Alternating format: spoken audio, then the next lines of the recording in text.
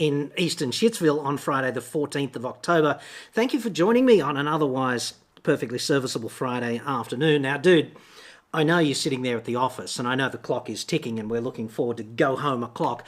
I promise you, if you just sit behind your laptop and tune in for the next hour, the boss won't know. Just try and look productive, you know, hit a few keys, take part in the chat. It'll all look just fine. And then at the end of this live stream, take the rest of the week off, won't you? Boss won't mind. If he has a bit of a spit, refer him to me. I'll sort things out. That's how this goes. Now, I wanted to talk to you about Nissan, because Nissan has just announced the pricing for its most pointless, ridiculous hybrid yet.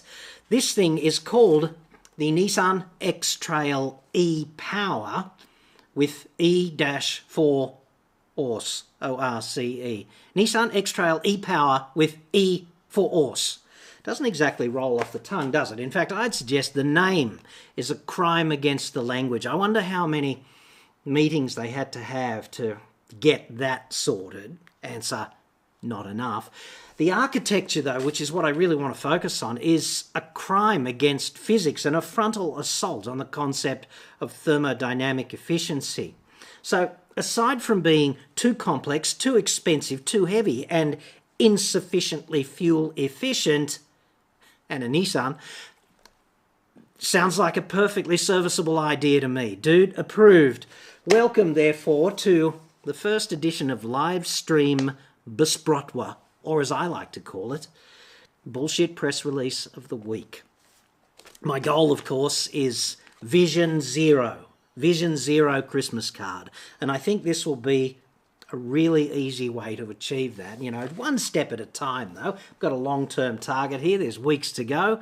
I'm sure this will be effective, however. Now, it pains me to point out that much of this is going to be satire. It's also my honest personal opinion. I'm going to try and stick inside the box of YouTube's community guidelines, and I welcome your input as well. We're going to thrash out this new hybrid that Nissan has announced, and I'm going to give you my commentary on that.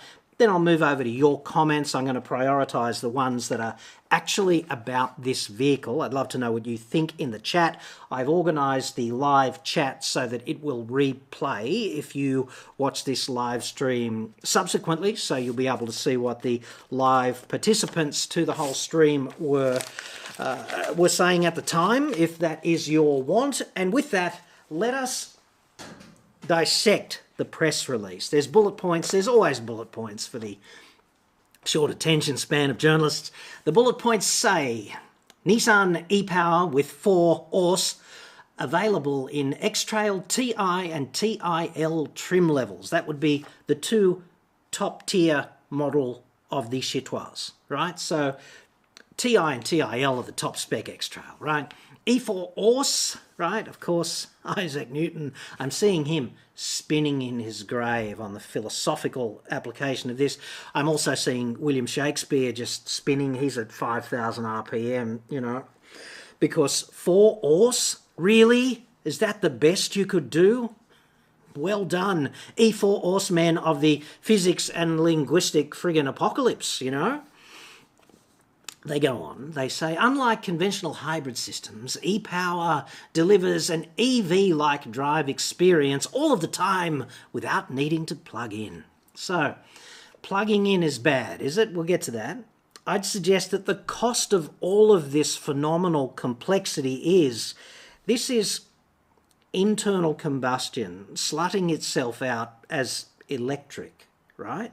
It's like bullshitting its way to electric stardom or to green virtue or any of that stuff. And you still get to pay the friggin' road user tax in Victoria, as I understand it. So, pro tip, plugging in is an advantage, dude. It really is, because the electrons are cheaper than the liquid fuel typically, especially if you've got rooftop solar and you're at home during the day and you plug in during the day. But even if you don't, they're still cheaper.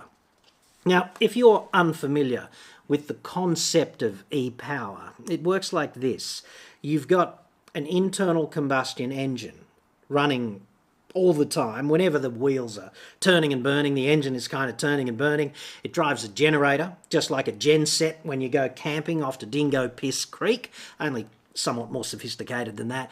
The generator pumps up a tiny little battery, in this case 1.8 kilowatt hours, which is anorexic in the context of EVs and even plug-in hybrids. It's anorexic, dude. So then you've got the battery driving an inverter that produces alternating current to drive the traction motors. There's one on the front axle and one on the rear axle. Okay, so this is a very complex system with a lot of philosophically moving parts, and there are definite second law of thermodynamics disadvantages to doing it that way. We'll get to that. There's a real headline though, which is brilliant, and that is the engine. The 3-cylinder 1.5 litre engine here has variable compression ratio. As I understand it, it's the first production example of a properly variable compression ratio engine, which is really brilliant. It just is. So, small round of applause, Nissan engineers, for getting that across the line, owing to the technical complexity of achieving that. And they do it with essentially a variable length conrod.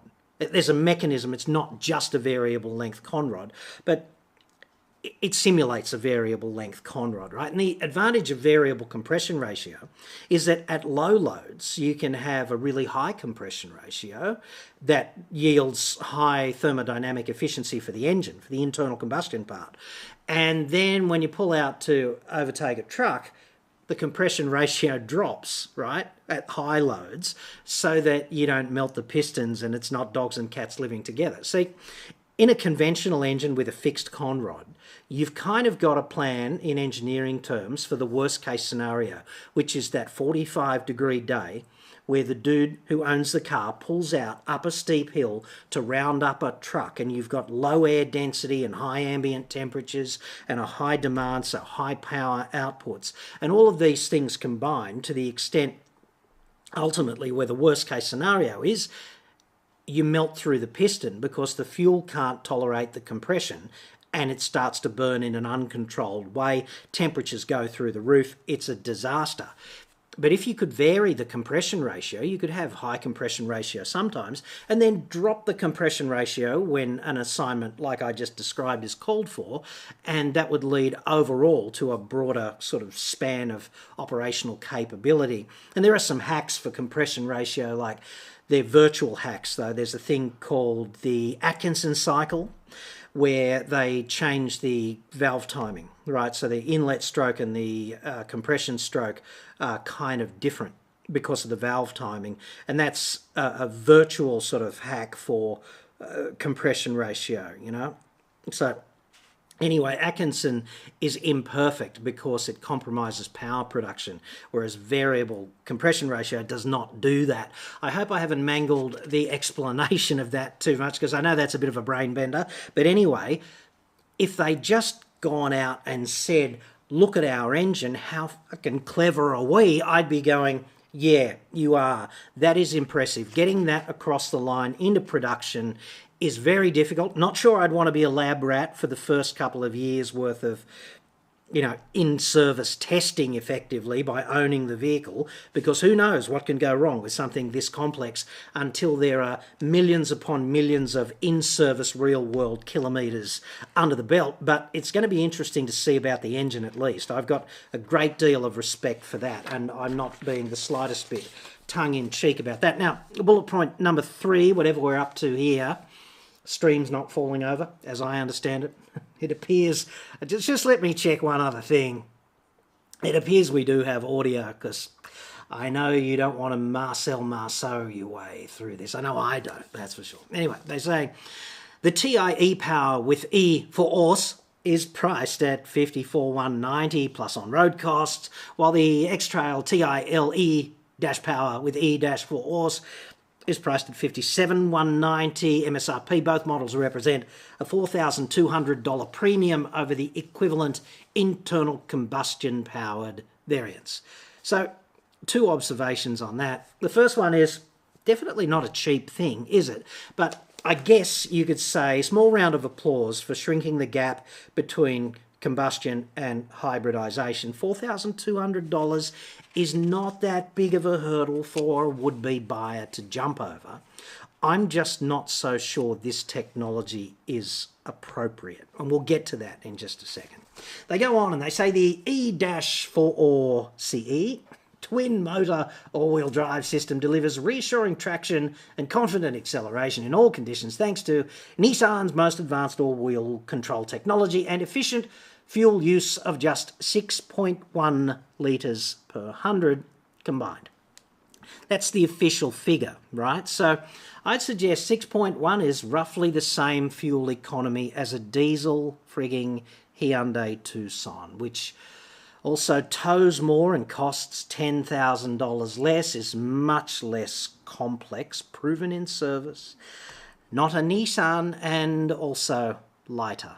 So there's all of those things to consider. Incidentally, the fuel consumption for that vehicle is 6.3. The fuel consumption for the one we're discussing right now, the Nissan with the stupid name, is 6.1. And the difference therefore, 6.3 on 6.1 is about, 3%, 4%, something like that. Not enough to make an appreciable difference, but a shit ton of added complexity, and it's going to cost you 10 grand more. And let's not forget, every kilo of fuel you burn is equivalent to whatever CO2, right? So if you're burning 6.1 or 6.3 for 100 kilometres, you are emitting roughly the same amount of CO2. So I know diesel's a dirty word, but it's still a pretty simple, cost-effective way to reduce CO2 output, just saying. Okay, the Tucson engine also, incidentally, is probably more than 10 years old, so I don't think we could pat ourselves on the back too hard for our outstanding technical achievement here when we're talking about new technology delivering essentially the same level of fuel economy as an equivalent vehicle with a 10-year-old powertrain, which incidentally also has quite an inefficient but refined epicyclic automatic transmission with conventional torque converter. So there's that to consider as well. Now, Nissan goes on in the bullet points for the short attention span journalist and says deliveries of the Nissan X-Trail e-Power with e-4ORCE will commence in early 2023. And I'd suggest that this vehicle is something of a scientific literacy and environmental worthwhileness, if that's a word, IQ test. And if you buy one, you just might be failing both of those tests. I'm going to run through the logic of exactly why here, because I'm extremely concerned that scientific literacy in Australia is very poor, and one of the consequences of that is if you didn't pay too much attention to things like thermodynamics, which is a pretty boring topic, but kind of important because that's how the universe rolls, you know. If you didn't pay enough attention to that to have a basic understanding, you might just swallow all kinds of marketing, particularly green marketing bullshit endlessly, and convince yourself that you're doing the right thing, whatever the right thing is in your mind, okay? The release proper now, okay? We've covered the bullet points. Melbourne, Australia, October the 13th, 2022, yesterday, relative to the date of this live stream. Nissan's most technologically advanced SUV to arrive in Australia will be here soon with the Nissan X-Trail e-Power with e-4ORCE, delivering an EV-like drive experience without ever needing to plug in. What is with this without ever needing to plug in, bizzo, right? Like, how hard is it to plug in? It's easy. I drove an electric car for a year. It's easier to plug in than it is to stop at the friggin' servo for liquid fuel. And nobody ever asks you to adjudicate on the unbeatable 2-for-1 Kit Kat meal deal, which I never missed, not once. I liked driving that EV, I really did. And I didn't miss the fuel station aspect of vehicle ownership. I could divorce myself from that with no regret, and I've had 5 divorces, dude. I know all about regret, you know. The e-Power, they say, with e-4ORCE all-wheel drive models, which is all of those ones, because that's what e-4ORCE actually means. It means an electric motor at the front end and the blunt end, right? Will join the all-new X-Trail family. It's a model lineup. in Australia in early 2023. So that's what, about 7, 12, 84. It's about 95 sleeps or something, isn't it? Am I wrong? I'm sure one of you can let me know in the chat. Completing one of the most comprehensive SUV lineups in the country. Comprehensive, okay? No diesel, no manual, no entry-level small engine in the range, CVT only, no wireless Android Auto. There's no 7-seat option in the e-4ORCE hybrid ones either. And on the balance of probability, I'm just inferring this, but it's probably on the money, there's not going to be a spare tyre for the fake hybrids either. So there's that. I don't know if that makes it comprehensive. It's well equipped though, I'd have to say, in the top spec. They say designed to act as flagship models in the X-Trail range. It's not a range, it's not a family anymore, it's a range. The e-Power with e-4ORCE powertrain is available on the generously equipped X-Trail TI and TIL trim levels. The electrified X-Trail range, which is really powered by a combustion engine, but hey, let's not shoot the messenger on the details, right? Begins with the TI e-Power with e-4ORCE. That must be such a pain in the ass to keep talking about it like that at press conferences and writing it in press releases. Anyway, the base model chitois of e-4ORCE is 54 and a bit, 190 plus on-road costs, followed by the top-of-the-range X-Trail TILE-Power with e-4ORCE for 57, 190 plus on-road costs. Right? Both models represent a $4,200 premium, they say, over the equivalent internal combustion engine-powered variants. Both are offered in 5-seat configurations, which means that sticking the battery in the back means no seat in row 3, or no row 3, and it also therefore most probably means no spare tyre. But I'm happy to be corrected on that. That's just speculation on my part, but you know, I'd be surprised if there was one. The X-Trail, I'm not going to stop saying that because it's really hard to keep saying that tongue-twisting abomination of a name. I'm just going to call it the hybrid, right? The X-Trail hybrid features, this is the TI, so the lower of the two hybrid spec levels, features genuine leather accented seating. Genuine leather accented means leather accented features and upholstery may contain synthetic material, so probably not leather. 19-inch alloy wheels, panoramic sunroof, LED turn signals, a smart rearview mirror, tri-zone climate control, adaptive driving beam, auto wipers, and power-operated rear tailgate, because lifting that mother lover manually is so difficult. The technology offering is also significant, with a 12.3-inch navigation-equipped touchscreen, a 10.8-inch head-up display, wireless phone charging, and wireless Apple CarPlay, but plug-in Android Auto, I checked, and a 12.3-inch TFT digital driver display. So, full-on screens, dude, fully sick in the screen department and quite well equipped. The flagship model, if you step up and spend even bigger, big buckaroonies, the TIL hybrid, furthers the luxury story, featuring a heated steering wheel. That's going to come in handy in Darwin, isn't it?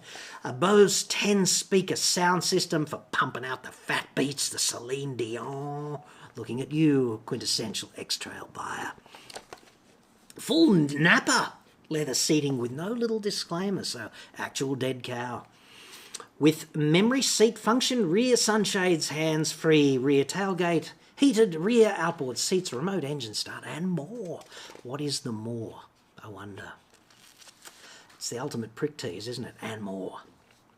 Adam Patterson, who's the cheese of Nissan Australia, said, with the X-Trail TI and TIL hybrid models, luxury and efficiency arrive hand in hand, combining the best design, safety, comfort and convenience features with Nissan's advanced electrification technology, which isn't as efficient as an internal combustion powertrain, just saying. But anyway, he didn't say that, I did.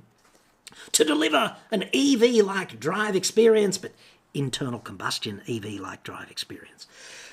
And incredible efficiency, almost as good as a diesel Tucson. It's the kind of technology you need to experience to believe. I don't. And we can't wait for Australian families to climb behind the wheel. I'm liking that statement, Adam. Just one question, dude.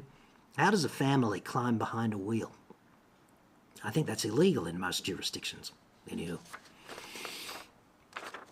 The press release continues and says, unlike conventional hybrid systems, Nissan's innovative e-power technology delivers a constant EV-like drive experience thanks to the driven wheels being powered only by the electric motors, so response is always instant, linear and smooth.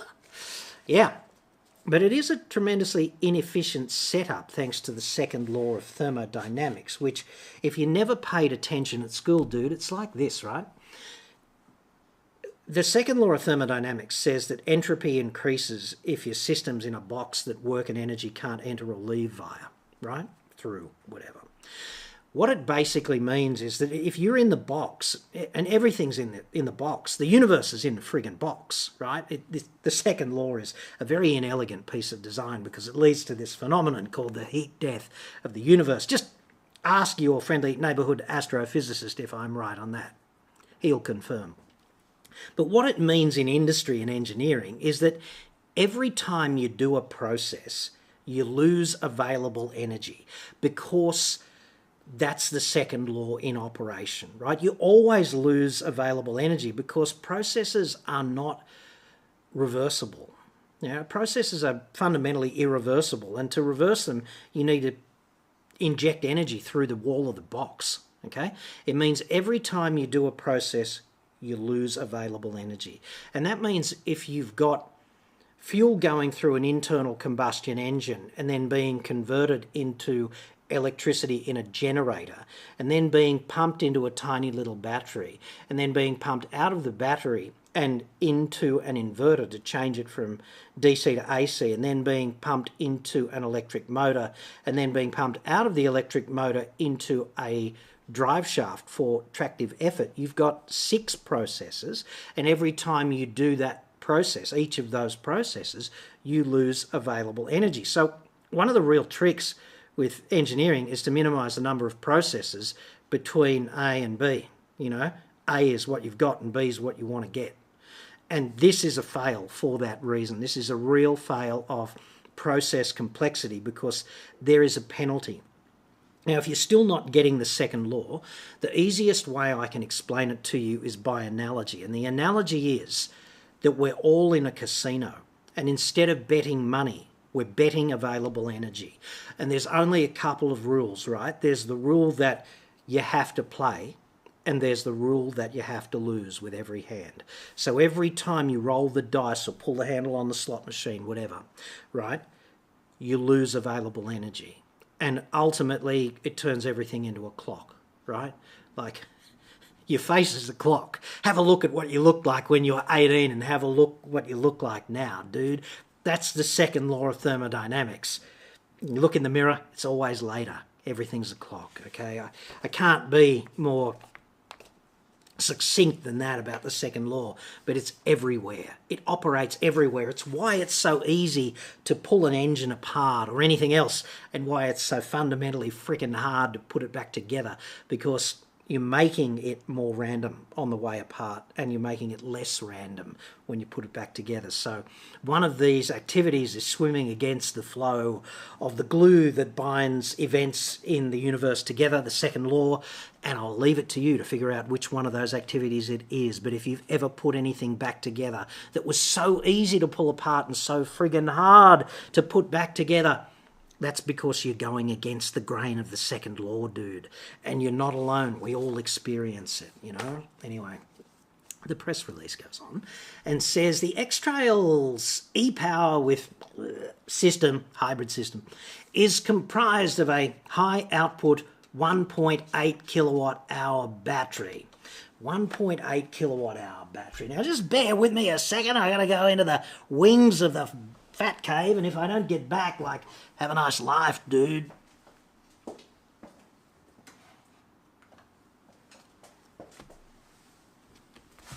It's always a risk, isn't it? This is a 5 amp hour Milwaukee lithium-ion power tool battery. The M18 is their marketing bullshit for 18 volts. 5 amp hours times 18 volts is 90 watt hours. So this battery in the e-Power is like 20 of them, right? It's a very small battery is what I'm saying.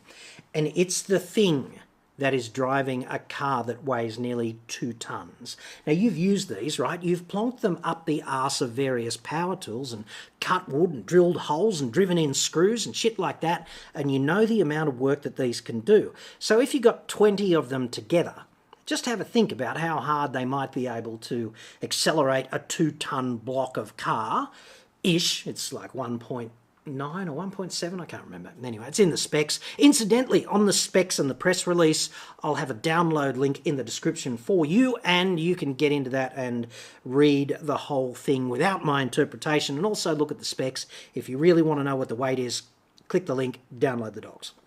So, anyway, how far do you reckon 20 of these would be able to drive a car that weighs almost 2 tons? And the answer is not very far. So this battery is being flogged is what I'm saying. You put 20 of these in a box, there's your battery.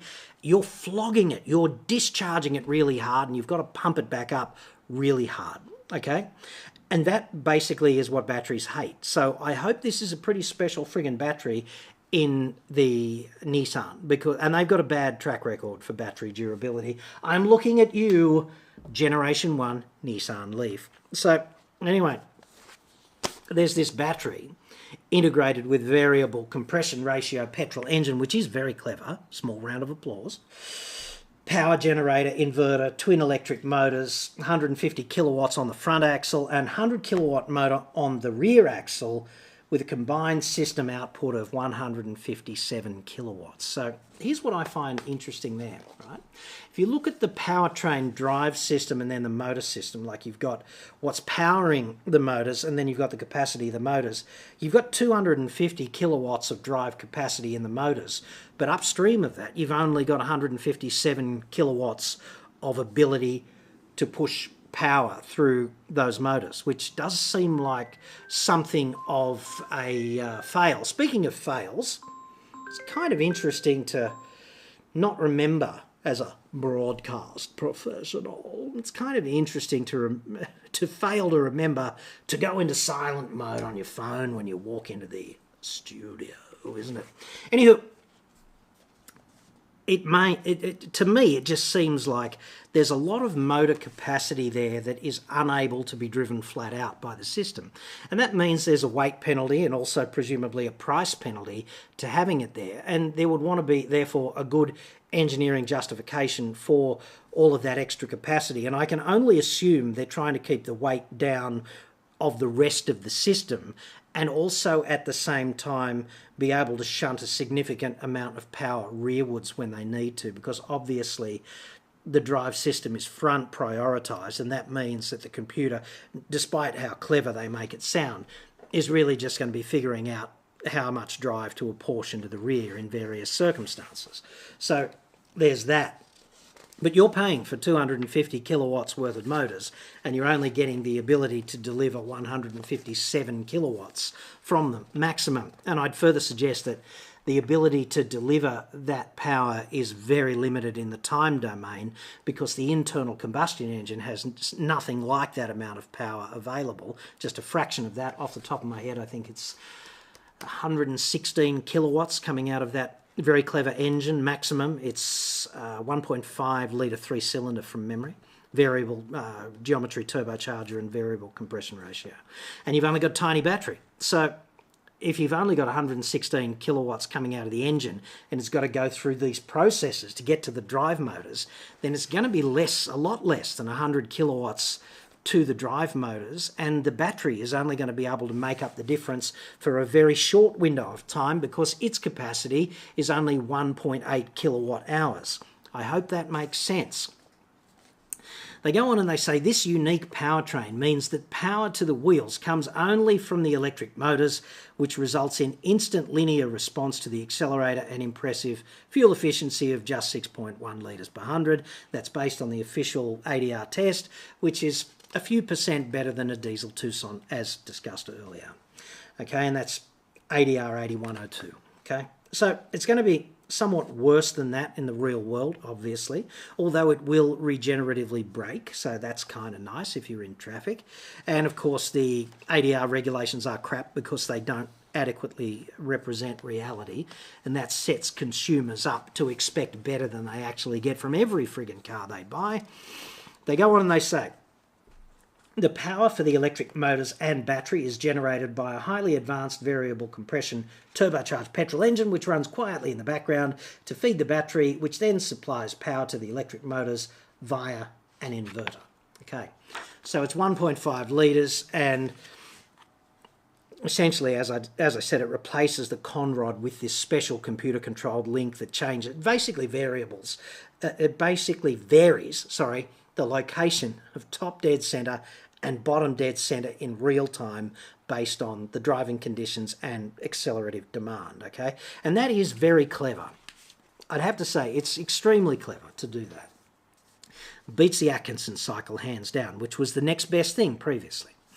The e-4ORCE twin motor all-wheel drive system delivers reassuring traction and confident acceleration in all conditions. Thanks to Nissan's most advanced all-wheel control technology, the system doesn't just unlock capability but also delivers better grip traction and turning ability, enhancing ride and handling. Okay, happy with that. Deliveries of the Nissan X-Trail e-Power will commence in early 2023. So there you go. I don't know what you think about all of that. Are you gagging for a vehicle such as this? Is this the solution to the climate problem that humanity has been searching for, striving to achieve all these years? Or is it just a bit of once-over lightly fluff? Because I think the engine's very clever, but the rest of it is just a bad idea that's been productionised and executed insofar as efficiency goes, as far as I can tell. I'd be very interested to hear what you think about all of this, and we might just throw it over to you and let you generate a little bit of direction for the dialogue henceforth in the live stream, which will go on for a few more minutes if you like, because I've just given you my opinion. I'd rather hear from you and know what your opinion is. So why don't we start with Adam Tipping now. He says, wow, they couldn't get the 2.5 litre right without reliability issues. How are they going to get this new technology right? I'm scared for buyers interested or put their deposit down.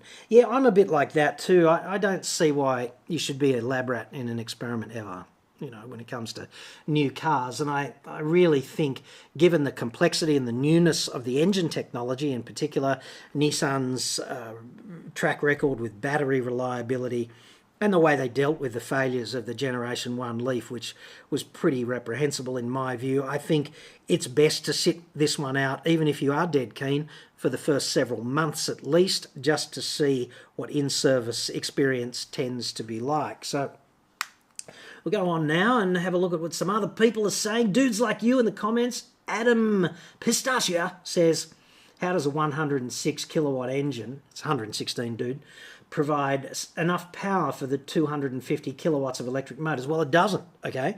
What happens is the 116 kilowatt engine provides electrical power once it's been converted, and the battery makes up the rest for a total system output of 157 kilowatts. But that 157 is going to be brief because the battery can't keep pumping forever, and the engine is playing a losing game because it cannot supply 157. So the provision of 157 kilowatts, by definition, has to be a very brief window of time before you get back to something less than 100 kilowatts, because when the battery is exhausted and the little three-cylinder is pumping its guts out, it's going to be 116 kilowatts minus the conversion efficiencies of all of the steps of the process. And that's something Nissan will never tell you in any of the marketing fluff. They will not lie to you, I presume, in their description of the product, but they won't point that out, okay? And I don't see how it can be any other way, because we can't magic up 157 kilowatts. See, the difference between a petrol engine at peak power is that you can get a petrol engine and put it on an engine dyno and put a dirty big tank of fuel out the back and connect it up, and set it up to run at peak power for the whole friggin' weekend, if you like, and it will just run, if it's well designed, at peak power for the whole weekend, and you'll come back and go, oh, yeah, right, until the fuel runs out, sort of thing. In fact, when car companies do engine proving in R&D, they have their programs, and they've never given me the granular detail of those programs, but I have spoken to engineers who do that sort of thing for a living, and they say that there's a program, and essentially the engine just cycles between peak power and peak torque for, they won't go into the specifics, but there's a whole program, and there's a bunch of fuel out the back, and they lock the door on sort of Friday night at 5 o'clock, and they come back on Monday morning and just hope that the flywheel hasn't decorated the wall in the meantime, right? And usually it does not. And this is much more severe than any of the driving that you could ever do to a vehicle on a racetrack in terms of engine output, right? Engines, internal combustion engines, what I'm saying is they're designed to deliver their peak outputs reliably for duty cycles much greater than you can impose upon them in the real world, whereas this system, by definition, cannot deliver in any way that I can see, save for magic. It cannot deliver that 157 kilowatts any other way than briefly in the time domain, is kind of where I'm at with that. And I'm happy to be corrected on that, but I don't see, based on the data, any other way to interpret what we're being told about the product. Now, just moving on, Ivan Smith. Wouldn't it be better for electric cars to have a swap-in or swap-out battery system? Would it make it more convenient? This is a nice idea. I'd put that down into the category, Ivan, and I'm not trying to be disrespectful towards you, mate. I'd put that down as a nice but uninformed idea, because I get where battery swap comes from, because battery swap, dude, how simple is this? I've got 3 of them over there, right? As soon as one croaks, I whip it out on the charger, whip in a fresh one, good to go. I can make swarf and sawdust and whatever, and there's no downtime. I don't have to wait for one battery to recharge. Wouldn't it be terrible if power tools come with an integrated battery and you had to put, USB-C in the back of it or something and wait for 2 hours until you could go again? That would friggin' suck, and swapping this is really easy. So why can't you do it with electric cars? And I'd suggest, he said, fucking around with the battery instead of answering the question, I'd suggest that in an electric vehicle, the battery, if it's 60 or 70, 80 kilowatt hours, it's going to weigh 300 to 500 kilograms. And it's going to be an integrated part of the car. It's not a really simple thing to disconnect. It's difficult to move. It's got to be extracted vertically down from the underside of the car, right? It's got a cooling system. It's probably liquid cooled. So to have a battery exchange EV world, there'd have to be standard or modularized batteries. And I can't see manufacturers of vehicles getting together and all shaking hands and going, here's our battery standard. Like, that's just not going to happen. The battery is designed to fit in the platform architecture, and it is therefore bespoke to not even brands, it's bespoke to different models. So the battery in a Kona Electric is going to be different than the battery in an Ioniq 5, for example. So swapping out is going to be difficult there. It's going to be complex because of the cooling. The battery also talks to the CAN bus in the car, so it says, hey, computer, getting a bit hot here, need the fans to go on and need the pumps to turn on, and really don't want to have a catastrophic thermal runaway. Speaking of which, if you go to a battery, if we overcome all of those hurdles and you go to a battery exchange joint, which is a de facto servo, right, for your EV, and you just want to top up, you want a fresh battery, you want to go, new battery please, just slot one in, then what if the battery you get is a bit shit and it catastrophically runs away thermally? Like, the problem with lithium-ion batteries is that the electrolytes, when they overheat, they decompose, and part of the process of decomposition, because they're all phosphates and other ions with O in them, lots of O's, incidentally, so when the electrolyte decomposes, it decomposes exothermically, and one of the products is oxygen gas.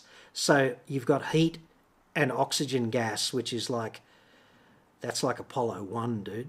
Look it up. Apollo 1 is one of the grimmest, if not the grimmest, days ever of the Apollo space program. The astronauts were on a ground test in a pure oxygen environment. There was a spark. They all croaked. Okay, very sad, very tragic.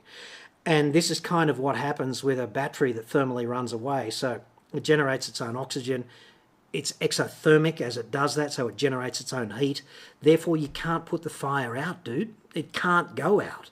You just wait for it to stop. They've got these big glorified swimming pools on the backs of trucks in Europe, so that if an EV starts to do that, they just pick it up with a crane, like a fireproof crane, and they just dunk it. That's the brave new world we're looking at. So what I'm saying is, you pick up your brand new EV, you go for a battery swap, you get a shitty old defective EV because they didn't check it or whatever, and all of a sudden it burns down. And where's your warranty on that exactly, right? How do you prove that? You're looking at a bunch of ash 3 days later. How do you prove what happened? How do you prove whose fault it was? Was it an electrical problem with the car? Was it a dodgy battery? What was it? So I see a billion reasons why we just can't have this seemingly simple answer of, oh, let's just swap out the batteries, right? I just see it being too difficult on 100 different levels, dude. I do. But I understand why people ask that question, because if you've got a power tool, that's what you're already doing. Mark Giffard now says the Chinese manufacturer NIO has a battery swap system in operation now. You can swap the battery over, including battery sizes. Yeah, but my point remains that we don't have functionality like that across brands, right? We've got a few different brands of EV in Australia. All the batteries are different. It's difficult and lengthy to remove them from those vehicles. In the life of the vehicle, they're really not designed to be removed, although they are serviceable components because they're a big aluminium box with coolant flowing through it, computer system inside it, CAN bus connection, cooling system connection, high voltage connection, etc. Let's go on. Adam Tipping, love the live stream. John, keep up the good work. Well, thank you, Adam. I appreciate that, mate. It's nice to get a bit of encouragement in the cesspit of YouTube comments, which can be quite confronting, I'm sure, if you weren't a sociopath and didn't care. But I appreciate the kind words, mate. Thank you very much. Mike Johnson said, "G'day, John from Arizona." G'day, Mike. Welcome to Australia. Ranan Unpronounceable says, Better Place had a working replaceable battery EV, failed economically. That's interesting. I'd like to drill down into the mechanics of the economic failure of that system, because it might be instructive for, future iterations at the very least. Could just be interesting in its own right. Bob Newhart says, hey Bob, love your work, says they could have a battery standard, but that's a whole subject. It will have to be automated or done by machines because of the weight. Yeah, well, you're not going to get the kinds of dudes who typically man servos to just whip out a battery and whip it back in. You're going to have to be highly trained. There's going to have to be a process and fail-safes to do that also, I'd suggest, because we're talking about moving something with catastrophic potential. Wouldn't want to drop it and just break it, because that is one of the pathways to catastrophic thermal runaway. Gary MGHS Excite says, when a LiPo battery blows, they blow big time. Yeah, they do. LiPo batteries typically used in things like remote controlled cars and FPV drones and things of that nature. Very sensitive when it comes to rates of discharge and over discharging and things of that nature. Quite spectacular. And in a bushfire zone, pretty horrific potentially as well for the drone thing, I'd say. Lucien Swift says replaceable batteries would only work in countries that have governments powerful enough to dictate conditions to businesses. I'd say yes, that's true, but also you've got to appreciate that the likes of Hyundai, Volkswagen, Toyota, all of the big players in automotive, they're in a sense bigger than governments. They're bigger than many governments, and certainly they operate on a grand global scale. So if one market started to dictate the terms unreasonably to the likes of, I don't know, Hyundai, Toyota, whatever, they just have a little meeting and decide that it's not worth it. and pull out of that market. So there would need to be a consortium of nations that decided that this is how we're going to do stuff. And we don't do it that way. We don't even do it that way at governmental level. What we kind of do, because we've got dumb shits running the show in government, largely, I'd suggest that what we do is we wait for technology to evolve and go, oh, we might need some regulation about that, right? This is how we do it. It's why intelligent extraterrestrial life just stays at a safe distance and just probes us from time to time for their own enjoyment, dude. Blair Sauer says, I think Nissan has always been the poor Japanese cousin, struggling to compete with Toyota. Toyota is the better hybrid as far as the hybrid race is concerned. How does Nissan correct this stupidity? Well, I think Nissan has a few problems, right? And the fundamental problem, which it shares with Honda, incidentally, is that the global financial crisis was the biggest. It was the thermobaric bomb from hell in the boardroom, right? And it basically damaged both of those corporations big time. And I don't believe they've ever fully recovered. I think they're trying to look the part, but they're no longer walking the walk. And I don't see how you fix that. And also in Australia, I think their product portfolio is poor, whereas Toyota has kicked the biggest goal with hybrid. They've got a pretty mundane hybrid system, but it works very well. It's like hybrid light almost, where all it does is regeneratively brake. But people see the virtue in hybrid, and 30% of Toyota's sales are hybrid. They're quite reliable vehicles. I don't hear anything negative about the reliability of Toyota hybrids, and I haven't heard anything negative about them for donkey's years. Their vehicles are fundamentally internal combustion powered vehicles, and their big trick is regenerative braking, which is a thermodynamics hack, and all it does is it captures a little bit of kinetic energy here and there where the vehicle is either coasting downhill or rolling to a stop, like at stopped lights or when the traffic stops, and just shoves that into a fairly small battery and uses it again to get going when it makes sense to do so. So that's not the most aggressive kind of hybridization possible. The most aggressive and probably best for most people form of hybridization is a plug-in hybrid, but then you're in a domain where you have to make the commitment to plug in all the time. Otherwise, the bigger battery in the plug-in hybrid is really just excess baggage. So there's that. Let us move on from Blair now and talk to Korean One. You can't even take the battery out of a smartphone. What makes you think they'll let you do it in a car, lol? Yeah, kind of thing. I agree with that. Although you can do it in a camera. It's pretty easy. So the thing about batteries is their complexity goes up when you drive them really hard. Like if you charge them really fast and discharge them really fast, which happens in a car, you've got to take extreme care to manage the heat that they generate in both of those conditions. Otherwise, get on the news, dude. Like, nobody wants that. So, Spooky88 says, I can only imagine the feeling of dread the engineers would be feeling when they had their carefully designed baby over to the marketing department. Well, here's the thing, right? In car companies and other major manufacturing organisations, I've met a ton of engineers, and they work in these shitty little sheds out the back sort of thing, although some of the skunk works that they work in is very impressive, you know. And they love it there because that's what they do. The biggest negative impact I see on engineers is bean counters. Bean counters pulling the rug of the budget out from under them and forcing them to do inelegant compromises just to meet the budgetary target for this project and that one. And then, of course, the marketing department, is in the fundamental business of bullshit, right? Marketing and PR is talking it up. It's overselling. It's telling you that something is not just excellent, but impossibly so, and also better than every competitor. And they can give you 1,000 reasons why. And this, of course, is bullshit, as defined by Harry G. Frankfurt, who is the Professor Emeritus of Philosophy at Princeton University. This book, which you must get, it's available on Amazon, is the quintessential reference guide to bullshit.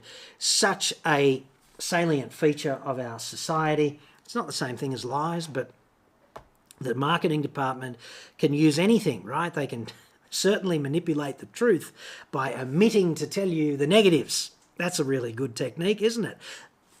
They just omit to tell you what's bad. It all seems pretty good. They talk it up. They embellish it to the extent that's possible. They walk up to the line of what the law allows without putting their toes over. Sometimes they do. Ford is very good, for example, in Australia, at just misrepresenting the product over and over and over, and then being forced to pay compensation to owners who have been unwittingly bent over here and there because they were told the product was one thing and in fact it was less than that. But yeah, generally I agree with you. Like, you shouldn't only do research by reading the brochure, because the brochure is selectively honest at best. You know, you've got to, it's harder to do proper research than that, and they make it difficult. Marketing and comms people make it very difficult to get to a reasonable version of the bottom line where a rational selection between 3 or 4 competing vehicles can be made by you, right?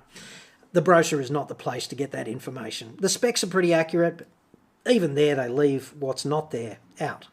So there's that. Now, let us go on. 34 Media says, maybe the engine would have been better, released in a smaller city-style car version, not the X-Trail, which you would imagine will spend a lot of time overtaken on highway-style driving. Well, that engine seems pretty well suited to the task at hand, which is variable load kind of delivery. That's what variable compression ratio is very good at. So I don't see it being a poor choice for this application at all. What I see is the overall application being a poor choice for a vehicle such as this, with some sort of green intent. The very concept in my head of internal combustion powered EV, that's a dichotomy that I can't solve. And when you pass it through the filter of engineering type efficiency, it is just a fail. It's just a fail. There are better hybrids than that. And I get where they're coming from. I get that you don't have to plug it in. I get you can do all of this stuff with it. But to suggest that this is just a brilliant idea that is super efficient is ridiculous.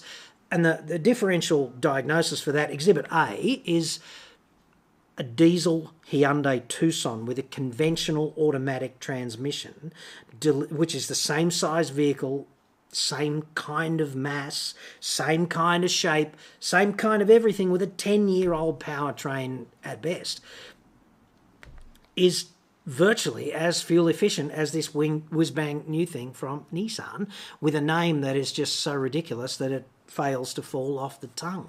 It's very hard to say that name 100 times, which is roughly how many times they printed it in the press kit.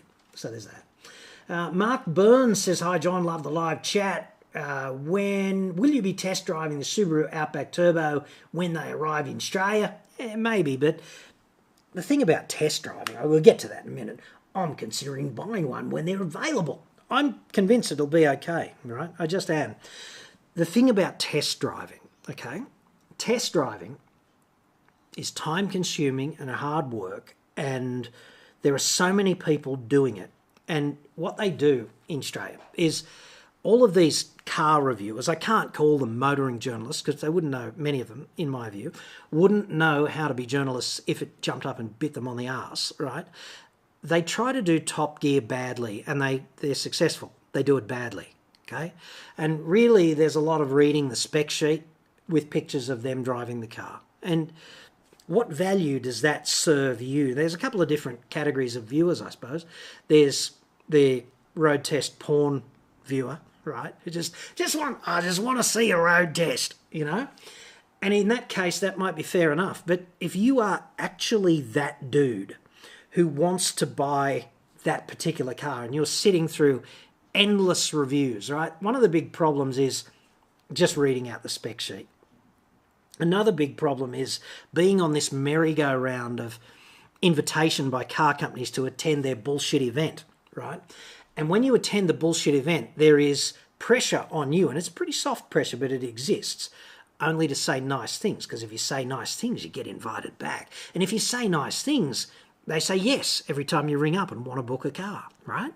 The only problem is sometimes you, the actual purchaser of a car, needs to know what's bad about it. And you need that to be delivered in a definite way by someone with balls big enough to say it. And there are not too many motoring journalists like that in this country, or frankly anywhere else around the world. The whole industry tends to be a bit bent over like that. So instead of doing road tests, what I want to focus on is telling you what you need to know, which you will not hear anywhere else. And that gets me on just about every car company's shit list from time to time. And the only way I can cope with that is to be a bit of a sociopath about it and not give a shit. Okay, and I'm very good at that now. I used to care. I used to really think, you know, now I just don't care. I put you first. I tell you what I think you need to know.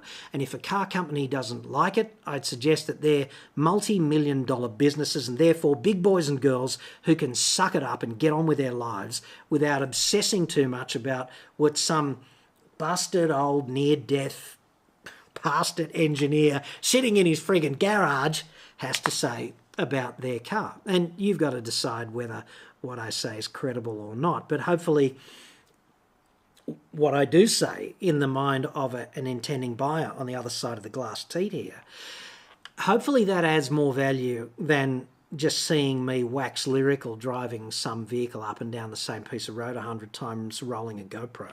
You know, that's where I sit on road tests. I'd love to know what you think about that, but I don't plan on doing too many conventional road tests because the market is swamped, they're nearly all shit, and there's more valuable information to convey, in my view.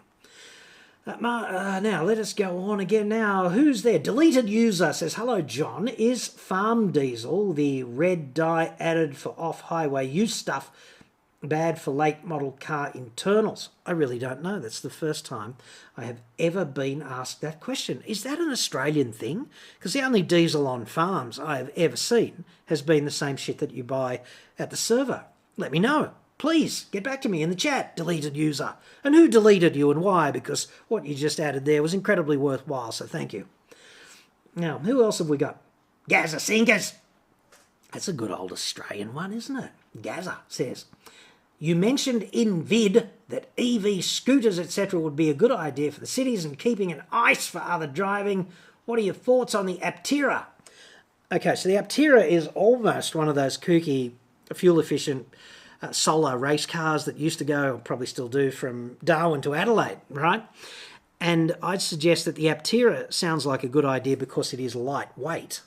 And lightweight is what we need to embrace if we really want to get to climate carbon neutrality kind of thing for individual personal transportation, not these 2-ton abominations which are being rolled out for rich bastards now by all the manufacturers of EVs. We need to have the EV nasty, the little chitoir that weighs a small amount, that only goes 100 Ks, because, hey, most people are only going to drive 30 or 40 on any particular day.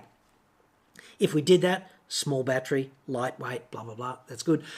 Look at a picture of the Aptera and tell me which ADRs you think it might not comply with, and I'm pretty sure the answer is nearly all of them, dude. So I see the Aptera's biggest problem as being one of regulatory compliance. So I don't know if there's going to be a special exemption for vehicles such as that, but when you start talking about exemptions and compliance, we're talking about years and years and years of event horizon. We've got to go to endless meetings and bureaucrats have to talk to this person. It's just dogs and cats living together, dude. It'll never happen, right? So that's kind of a problem.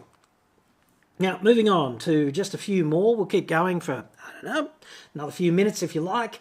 Rusty Mozzie says road tests have about the same level of usefulness as watching someone tell you the food they're eating is good or bad. Yeah, I agree. It's like you want to... In road tests, here's the other thing, right? And I'll get some hate mail about this, but it'll be part of my Christmas card Vision Zero process, is that journalists... motoring journalists in Australia and presumably other markets, you've got to give them some credit or benefit of the doubt, or you've got to say, it's really not your fault that you're so shit at that, right? Because what they basically did was, all publishers, they took journos who'd only ever written stories, right? Not even taken their own pictures, but just written stories. And then they shoved them in front of cameras. And guess what, dude? 9 out of 10 of them were/are shit at it. And the reason is that they don't have broadcast experience. They haven't been trained how the medium works. They don't understand that you can make it fun, and if you're talented enough, you could even make it funny. And I've got to say that humour is a great device for carrying some story along. You might be talking about something properly shit like the second law of thermodynamics, and you can just feel, as soon as you say that, I have this mental vision of eyes glazing over. Millions of eyes just glaze over. Today, ladies and gentlemen, we'll talk about the second law of thermodynamics. But if you carry it on with a bit of humour and you say some funny shit or some thought-provoking shit about it just being like in a casino, and we've all got a bet, and the currency's not money, it's available energy, and the only rule is you have to lose. If you say it like that, people go, oh, because you're carrying it forward on a river of humour or satire or levity, whatever you want to call it, right? But the dudes doing the reviews, they're sitting there, they're going, what's Nissan going to think if I say this? And they're self-censoring, they don't understand the medium, they're properly shit at it, they're doing all of that stuff badly because publishers invested in cameras and delivery platforms, and they didn't seem to think that there was any value in the talent. And I don't think I'm anything special. I've just had 20 years worth of working in radio and television, which means I understand broadcast. And just to lay it out for you, what I do on YouTube is I invert the medium that I understand, which is news and current affairs. So what I do is I kind of behave like somebody who knows how to sit in a radio studio, press the buttons and do proper news and current affairs talkback radio, because I did that for years, or go live on Sunrise or put together a package for Today Tonight or whatever, because I did all of that. But what I do is I invert it by saying what I really think, which is what you never learn when you watch or listen to news and current affairs in the broadcast media, right? You've never got any fucking idea what the host or of a show thinks or what the reporter thinks, because they're just reading the prompter, towing the line. It's all scripted, right? Even the live bits are all through the prism of, oh, if I say that, what I really think, I'll never get invited back, and things of that nature. So I just kind of invert it, and I can see other journos really struggling to put together decent packages because they don't understand the medium. And I don't know how you train them, and I'm certainly not a starter for that. I'd rather be dead than train any of them on this kind of thing. And most of the people doing the shooting, they don't know. They just know how to do exposure and check the sound levels and all of the composition. They're good at all that. But as for the content and the delivery using the different medium of video, it's just shit. It's emphatically shit. Do I sound like I'm up on my freaking soapbox? I think I probably do, so let us move on. Now, Pins Vids says, hey John, I'm sure you'd have a good connection with Mitsubishi. Any news on the upcoming new gen Triton Navara with a FEV option? I reckon it'll sell like hotcakes. I still don't know whether the Triton is going to be substantially Navarified or whether the Navara is going to be Tritonified. I don't know that Mitsubishi Australia knows that yet. I haven't had any discussions lately with them on that, but I don't know. I know that last time I talked about this a few months back, it might have been more like Christmas, they really didn't know. So there's that to consider. I sincerely hope that they're smart enough at board level, not Mitsubishi, but at group level, where it's Mitsubishi, Nissan, and Renault, that they're smart enough to retain the Super Select 2, because if they go back to the agricultural Navara type, transfer case, that will be a net step backwards. I think they've got to lose the coil-sprung rear end out of the upmarket versions, because that'll be a fail. It just doesn't tow well enough. But there are some design deficiencies as I see it with Triton. Triton has rather a long overhang at the rear, which makes it a poor vehicle for really heavy towing. If you're just going to tow 2 tonnes, it's fine. But if you're going to tow 3 tonnes, that overhang is a problem. It's a factor. And the curve in the cab, that makes it difficult to do a properly integrated sort of tray, and it kind of looks a bit dodgy. So it wouldn't hurt to Navarify some of those aspects of the design. But the fundamental engineering of Triton in terms of the powertrain in particular, it's pretty solid. I'd like to see adaptive cruise control on the higher spec models, because that's a glaring deficiency. But anyway, we'll just have to sit and see there, but there will be some Navarification, but I hope they manage to retain essential Triton underpinnings in some respects, is what I'm saying there. Deleted user is back now. He says, I think after enough miles, the associated fine for violating the on-highway red diesel law will be... I don't know what that means. We still haven't got to the bottom of the agricultural-only diesel thing there. If I missed that in the chat, sorry, dude, but they are coming in thick and fast, and I am multitasking here like a female, and I distinctly remember the first time I tried to do that in a radio studio. All I had to do was fire off the news theme and stop talking at the same time, and I thought my brain was going to explode, dude. I really did. Like... Anytime you hear anybody talking in talkback radio and they're throwing to the news, that is properly hard to do. It's okay when it becomes muscle memory. First couple of times, it's blood erupting from your ears. It's like you've got to fire off the stab and come out a delay and listen for silence, and it's got to be exactly 5 seconds too, and the pips have got to come, and you've got to have the newsroom queued up, and you've got to have the news theme ready to rip, and then 7 seconds after the pips end, you've got to fade up the... Oh. This is so much easier, except you don't get to break for ads. So there's that. Rumpy Pumpy says there is too much emphasis on cars trying to solve the green issue. We definitely need a car revolution, but the big manufacturers are just building hype cars, nothing truly game-changing. That is absolutely true. And I think there are some very well-funded interests, fossil fuel type interests. I'm talking coal and gas, the two biggest fossil fuel interests, funding the consumer focus on EVs, right? Because every second that you spend worrying about EVs and climate is a second that you don't have to do research that leads you to the inescapable conclusion that coal and natural gas is a much bigger part of the climate problem than any car that you might drive. Emissions from burning coal in Australia, roughly 200 million tonnes of CO2, which is just slightly under half of our total emissions. Emissions from cars, like passenger vehicles, 8%. So if we don't target coal effectively, and by effectively I mean in a way that doesn't bend consumers over categorically, if we don't do that, there's no point even worrying about cars. There's just not. And if you're an energy company like AGL or something, why not drop a few $1 million on making consumers obsess about EVs? Because it takes their minds off coal and natural gas, which is what they do, right? This is kind of the way sugar or tobacco or asbestos industries might have operated in the past, or perhaps still do, who knows. Just do a few more now, just a couple. Now we've got, who have we got here? Nick Boyle. Nick Boyle says, John, I can see that BMW and Toyota are angling towards having hybrid hydrogen battery vehicles. What do you think? I think hybridisation works with every kind of powertrain, because really the principal advantage of hybridisation is regenerative braking.